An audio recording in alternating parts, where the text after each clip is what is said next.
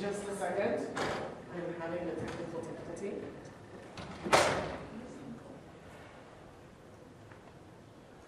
So we're not technical didn't take us to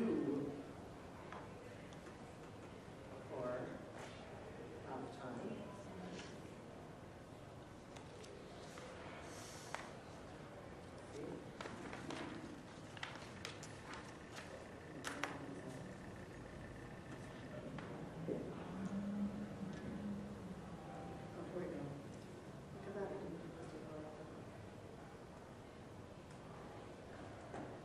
Okay, so screen mute. Right. I just don't see the. Oh, here it is. On that one. So I want to talk today.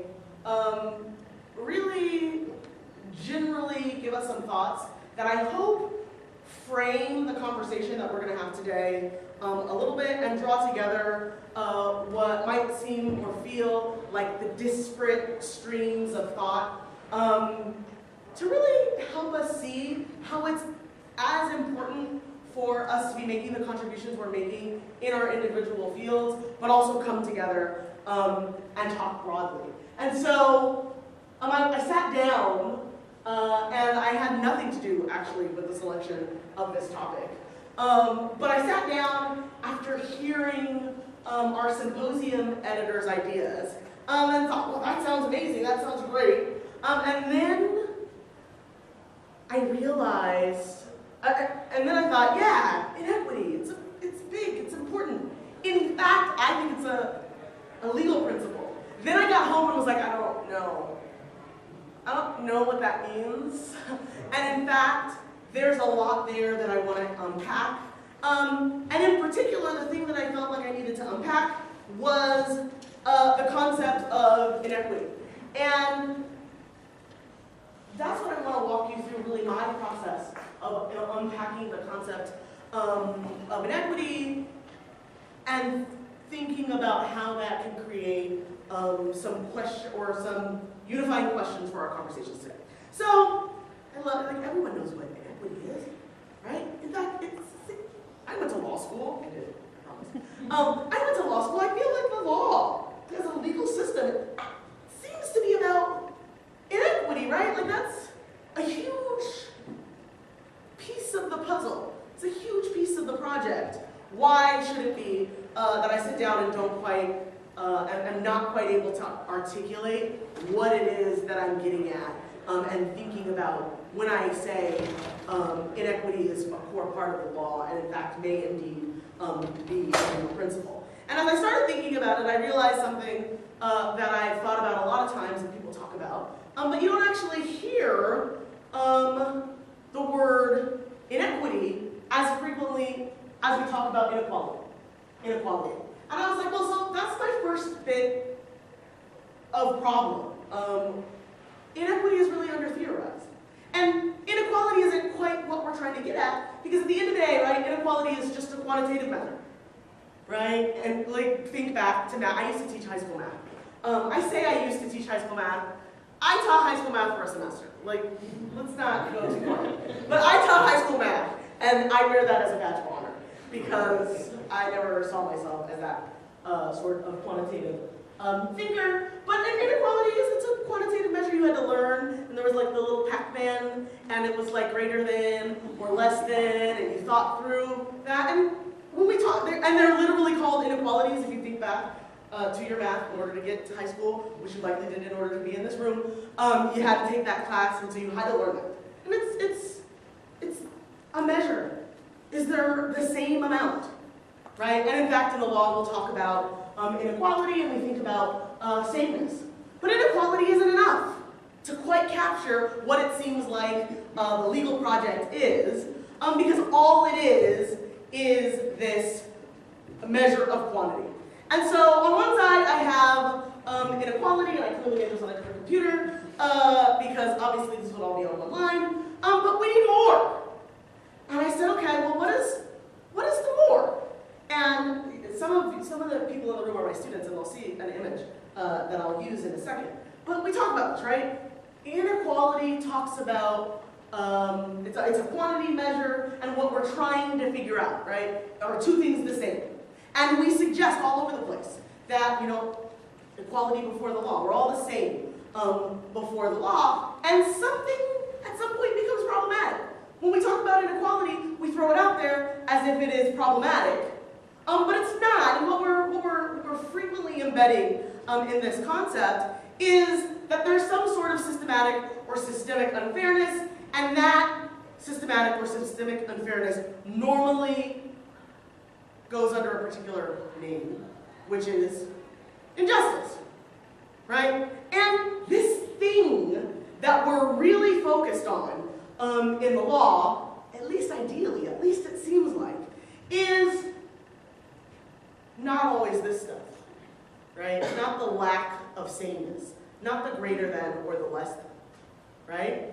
And frankly, sometimes we may be, but overall, we don't necessarily focus all of our attention, right, on systematic or systemic unfairness, right? What we're trying to capture is this overlap, and the fact that this is drawn this way is just so that we can visualize it, not to indicate how much of this there is, right? And depending on our perspectives, we might think, right, that the circles are concentric. We might think that most of it should really be in this space.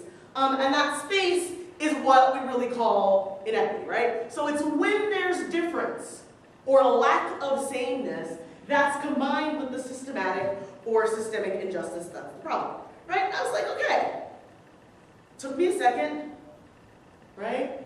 But I see that inequity is this qualitative measure, not merely qualitative. And I was feeling pretty good. So it's like, okay, I've got a nice foundation. And I said, oh, this nice foundation that I've got actually reflects what every year I show my first year property students. Though I will say this, some of my students are in the room, will recognize that the ostensible racialized identity of these characters has changed, and that was on purpose. And I show them this image, and it's really a popular image to engage the difference between equality and equity, right? And I throw it out there for students to think about how it's really important to name their terms. But now I don't like this image. I've rejected this image. And I've rejected this image not because I show this image in property, so we have conversations about the fences and like whether the people who want to look over the fence, are they doing something that's okay? And I interrogate that, and then I interrogate how we create boundaries. But that's not why I don't like this image anymore. That's actually really fun. We have some assumptions that are embedded in here. And can we start to think about what those assumptions might look like? Well, we've got these boxes. In each picture, right, the boxes are what? They're the same size, right? And what we are problematizing in this view, and I'll take this off so we can still look at it. What are we problematizing? Who are we seeing as problematic in this equality picture? What is our unspoken assumption about these people? Now we've used, I didn't draw this, but in this picture, what is the distinguishing factor? A balding person, and while people may experience male pattern baldness when they're really young, that is used here as a sign of showing that there's an older person, right? And then there's two shorter people, and the two shorter people are ostensibly younger, they're wearing shorts to give you, right? So we've framed these differences in terms of age, right? Which we could problematize separately, right? But is really a way of saying, oh, right, the difference is that they're not culpable, but at the same time it embeds the idea that people who are differently situated, some of them are fully actualized, and some of them are necessarily less than. Right? And then it shows us that what we give people is all the same. And so I don't like this image anymore, because that's not what we really are concerned about back here. Right? What we're really concerned about, and what should really be different here, are the boxes. Right? Are the boxes that we give people. Because it's not. If we actually believe in something called equality, not the equality we're talking about now, but sameness of people, then it's not these differences in bodies or position that matters. It's that we're giving different boxes, right? And how we distribute the boxes is the important question, but that's masked here. So that's why I don't like this image anymore. But that sort of crystallization of what makes me uncomfortable about this image actually takes me to where I think that we're going to get. And so as I was getting a clearer idea of what was going on and what I thought inequity was, I was like, now I can articulate what I think the conversation that we're going to have today surrounds, and that's, right, the inequality or difference resulting from systematic or systemic unfairness. And I concluded, I already said this, right? That's what the law gets after. So then, in no way scientific way, I went on to Westlaw or Lexis. I went on to a commonly used legal search engine, and I typed in the word inequity, and I saw there's 278 cases. Felt pretty good, like that. That's 278 cases use this word, Supreme Court cases only. And I compared that and I saw, okay, well, 593 use the term inequality. So I was like, okay, that reflects a little bit of this tension that I was talking about. But what surprised me, after I figured out what I thought the law was concerned about, what surprised me was when I clicked and started reading the passages that talked about inequity. And I did this in no sort of systematic fashion. And what the cases were about doesn't really matter that much to me. And so I'm not going to discuss that for you. But what I saw over and over again was that the Supreme Court of the United States kept saying inequity appears inevitable. Inequity is a thing. Inequity is going to happen. Inequity is a part of the system, right? It's inevitable in the present statutory scheme. It's inevitable in X. It's inevitable in Y, right? And the best that I tended to get as I clicked through not 278 cases, but my chunk of cases, was that, of course, there's an interest in reducing. Notice the Supreme Court does not say eliminate. They're just reducing inequity. The Supreme Court is willing to say that we want to do this. This is a nice thing. You're allowed to do it. But nowhere did I see sort of a theme emerging that law exists to rectify, eliminate, attack inequity. We can create laws to do this, right? This Constitution doesn't stand in our way. But that seemed sort of weird when I went back to my definition of inequity that I came up with as inequality or difference resulting from systematic or systemic unfairness. Wait, you mean the law is not supposed to systematically, or the law is not supposed to eliminate systematic difference that's unfair? That was a little bit confusing to me. So I sat down. That wasn't confusing to me, because this reflects the reality that I see, but I was a little bit uncomfortable with how, if I sat down and went through the process, how quickly that became evident to me. But then I started thinking about how that just really reflects the tension in our legal system and why I feel comfortable saying inequity is under-theorized. And I thought about these two articles, an essay and an article. Mark Blanchard's famous Why the Haves Come Out Ahead. And while the whole point of Mark Blanchard's Why the Haves Come Out Ahead is to say, hey, look, we have repeat players, and repeat players are incentivized to influence law towards their outcomes. And it gives an idea of how you can create legal change in favor of not repeat players, because not repeat players are likely to be marginalized groups, right? Less powerful people. This is like what Mark Blanchard's article is taken for. This is not 1994. This is 1974. So for 40 years we've been talking about this. And I say, but at the same time, it sort of starts from the proposition that in the system is inequity. And maybe we want to reduce it, but it makes that not necessarily malicious. It doesn't even make it problematic. It makes it just a positive statement. And then I love this essay by Peggy Davis called Law as Microaggression. And what she talks about there is how when we have this system, right, how we have a system that assumes inequity as a thing, and assumes inequity as a part of it, people experience that. People experience that system as marginalizing and fundamentally problematic in different ways. And to me, these two images, and I show the images of the authors for a reason, because that's also embedded in the way these conversations play out. But these two tensions are what it means for inequity to be under-theorized in the law, right? We're not quite clear what to do with this definition.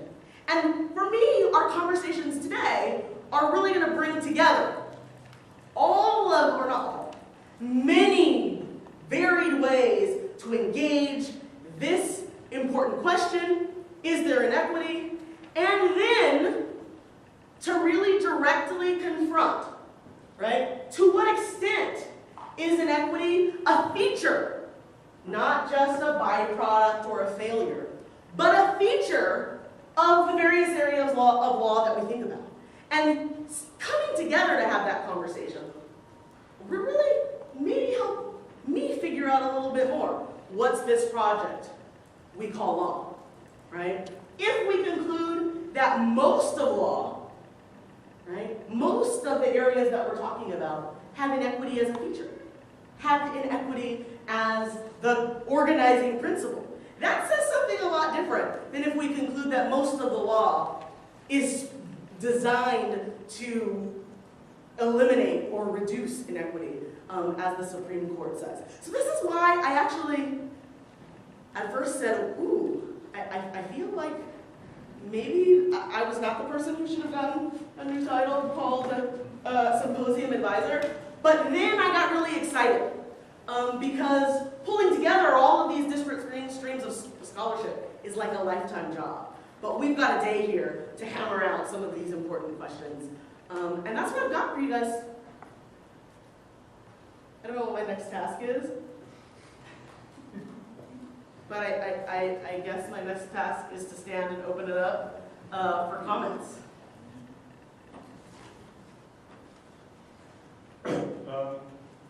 Did I misunderstand it was part of your definition, or one of the elements of inequity was inequality? Inequality is definitely a word. Or sameness or difference. But sometimes equality can be inequity. And your pictures show that. They were all treated equally. They were given the same size block to stand up. That was inequity. Right, so I guess if I go back to the definition. The key feature of inequity is right, so I actually got a little bit more, specific, right? Inequality or difference, right? And so I should probably add inequality, difference, or sameness. right. The key feature of inequity is some kind of systemic unfairness. But I think the core idea that I'm trying to get out there is that the way we measure and the way we initially look at a lot of these situations is, are the outcomes or the inputs, or are they the same? Right? And sometimes the inputs are the same, and sometimes the inputs are different. And the idea of inequity, at least if we sort of get a working definition together, is that we're allowed to interrogate. It's not the sameness or the difference that makes it inequitable, if something is inequitable. But there are things that may be unjust, that are not, right, that are unfair, that are not the project of law as thinking about inequity, right? And right, so there are things that are unjust, that everyone might consider unfair, but because they don't have this systematic or systemic quality in the law, it's not going to be part of the project of the law. And that's a different step that we can take, right? Should the project of the law be broader than looking at systemic or systematic difference that is imbued with this unfairness. But I think that's a good question, right? Figuring out, and I guess this is a part of the conundrum that I faced when I sat down. It's not as simple to get myself to a perfect and comfortable definition. The definition I got to, or maybe the definition that you get to, I still think it's really surprising when the Supreme Court says it's inevitable. So, I mean, equality is even a complex term. I was just hoping to unpack equality to just its kind of most simplest parts and see how it might relate to equity. So I think this is a really fascinating discussion. I haven't thought too much about the relationship between equity and equality before walking into this room, even though this conference is not equity at all. But there's equality of opportunity and there's equality of results. And so, for me, there's a perhaps close relationship between equity and equality of opportunity, whereas less of a relationship between equity and equality of results. And in fact, equality of results can actually undermine equity, as the first questioner suggested. So I was wondering have you thought about sort of thinking about the relationship between those two conceptions of equality and the idea of equity? I think the complexity, those differences are part and parcel of what makes getting on the same page and feeling comfortable that there's a clear idea of what, even in theory, should be defined as inequity is a part of it, right? Because it's a normative question whether the equality that we should be examining as problematic if it's systematically unfair is the input or the output, right? If you take a perspective that disparate impact is a reasonable and important way to think about discrimination, then you don't care about, or you're not focused on equality of inputs. In fact, you're saying the inputs might be equal, but what I care about are the outputs, and the outputs look different, based in some way on some characteristic that we conclude is unfair. So I actually think you need to go in both directions. But this doesn't, notice I talked about equalities, I was going to put them up there, and then I was like, I don't want to pretend that we can create an equation, right? We can't create a mathematical equation, because at some point we do have to have a normative conversation. And even more important than just unpacking that, I think, is figuring out where is the appropriate site for law. And I think that's what you see in those juxtaposed Supreme Court snippets that I showed you, where at once the Supreme Court says inequity is inevitable. That's saying, right, to me, I read that as we can't make sure that outcomes, we're not going to pursue making sure that outcomes don't have any sort of systematic or systemic unfairness. But at the same time, the Supreme Court is willing to say, go out there and try to approach this and figure it out. Yeah, in the Supreme Court cases you reviewed, did you get the sense that they were using a definition of inequity that was comparable to yours?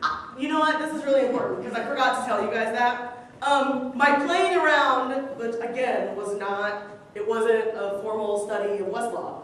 What I did do, the search terms that got me here. First I looked up inequity just to see how frequently people are talking about it. Then I went through the Supreme Court cases and gave every version of a search term where I tried to get a definition of inequity, so I thought was really interesting. I did not find a definition of inequity. Then I said, let me go to broader, I didn't go to broader case law searches. I went into the academic literature, and what I found was really interesting.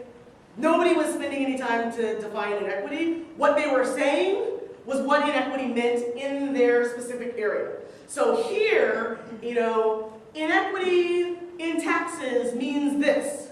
Inequity here means this. And so I actually thought it was really interesting because the term was, and actually inequality, people spend some time trying to unpack it and have that conversation. But that term was put out there as a given. The Supreme Court seems to have used it in lots of ways. So sometimes they are incorporating it in from the parties and how the parties have used it. Other times it's being used, it seems, interchangeably with inequality. I don't actually think, particularly in this world where no one's defining it, I don't think that they were being that thoughtful about the use of the term. As I understand what you've said, I seem to find a moral component to the term inequity. And it seems to me that there are occasions in the law when inequity is permissible or perhaps inevitable. I think of training of SEALs, for example. One of the requirements is that you be able to carry a 225-pound man on your back who's been injured, or training of rangers where you have to have the capacity to hike for 50 miles over a mountainous terrain in a 24-hour period. Or I think of the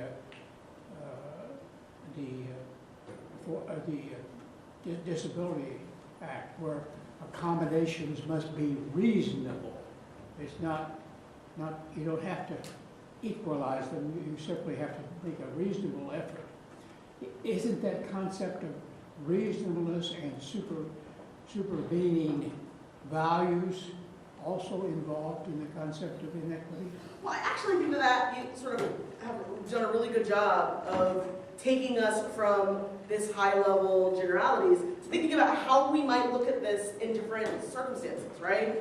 When you think about different physical requirements, we actually engage a conversation on whether the different physical requirements, part of a reasonableness discussion, is whether it's fair to create physical requirements that are different. And sometimes they're reasonable and sometimes it makes sense. But the idea of equality, theoretically, the idea of equality as a quantitative measure can be neutral.